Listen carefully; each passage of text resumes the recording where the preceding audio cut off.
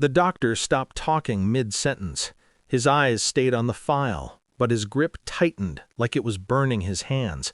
I noticed it because when you've lost everything, you notice silence more than words. "Sir," he said finally, voice careful, controlled, "wrong. We need to run this again." I was sitting on an ER bed, blood still drying on my palm from a cut I got mopping floors. A janitor's cut, the kind no one asks questions about. 3 specialists walked in minutes later. They didn't look at me like I was sick. They looked at me like I was misplaced. That's when I understood. My life hadn't fallen apart by accident. It had been redirected. I married her when I still believed loyalty was a shared language. We built our life slowly. Late-night takeout, Sunday mornings, plans scribbled on fridge notes. I was an engineer pulling in just over $200,000 a year. Not flashy money, but stable, earned, clean.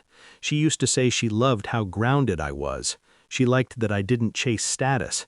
That changed the moment status started chasing her.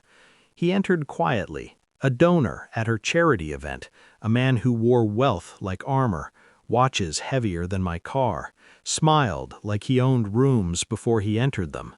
I didn't feel threatened at first. That was my first mistake.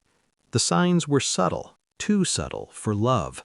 Late nights, new phone passwords, her laughter changing pitch when certain messages came in. The confirmation didn't come from a scream or a fight. It came from a forwarded email, an internal HR investigation, my name highlighted, allegations of conflict of interest, fabricated, precise, surgical. The final line gutted me. Submitted by concerned third party. She didn't even deny it when I asked. She smiled. "You were in the way," she said. "He makes things easier." The termination followed within weeks. My reputation collapsed faster than my bank account. Her final text came after the divorce papers cleared. "Enjoy poverty." I stared at those 2 words longer than I stared at my pink slip. That's when pain stopped being useful and planning began. I didn't fight back immediately. That was deliberate. I sold what I could, moved quietly, took the janitor job under a different last name, let the world think I'd broken. People underestimate broken men. I wanted them to. At night, I reconstructed everything: emails, timestamps, bank transfers, shell companies connected to his investments. I learned things about him he assumed no one without money could access. He was careful, but arrogance leaves fingerprints. I didn't move yet, because revenge rushed is revenge wasted. The cut on my hand was stupid, careless, a slip on a wet floor, but blood doesn't care how it's spilled. The ER was busy, understaffed. I was invisible until the labs came back. That silence, those specialists. One of them finally spoke. "Your genetic markers," she said slowly, "match a private registry, one we don't see often." I laughed, a short, bitter sound.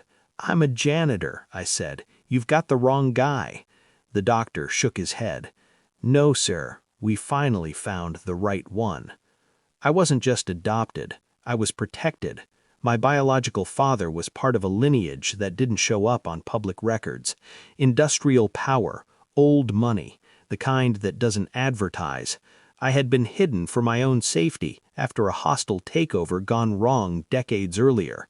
My blood carried legal claims, silent shares, a trust designed to activate only if verified through DNA and life circumstance triggers, like losing everything, like surviving. I sat there, numb, as the pieces aligned. The universe hadn't abandoned me, it had waited. I didn't confront them right away. I stepped into my inheritance quietly, let the lawyers talk, let the systems adjust. Then I went back to mopping floors for 2 more weeks, because timing matters. I reacquired the firm that fired me through a holding company, installed a new board, requested internal audits. Guess whose concerned third-party email surfaced? Guess whose accounts were tied to corporate espionage? My ex-wife's lover lost everything in 48 hours. Assets frozen, deals canceled, partners vanished. She called me that night, crying, begging, confused. I didn't answer. I saw her a week later. She looked smaller, not physically, existentially. "You did this," she whispered. I nodded once. "You destroyed me," she said. "No," I corrected calmly. "You miscalculated me." I handed her one document, a civil suit, fraud, conspiracy, emotional damages. She scanned it, hands shaking. "You could ruin us," she said. I leaned in just enough. "I already did," I replied. "I'm just deciding how visible it needs to be." He took a plea deal. She lost everything she left me for. I withdrew the suit at the last moment, not out of mercy, but precision. Public exposure would have ended them too quickly. Living with the aftermath was far worse. I returned to engineering, quietly, on my terms.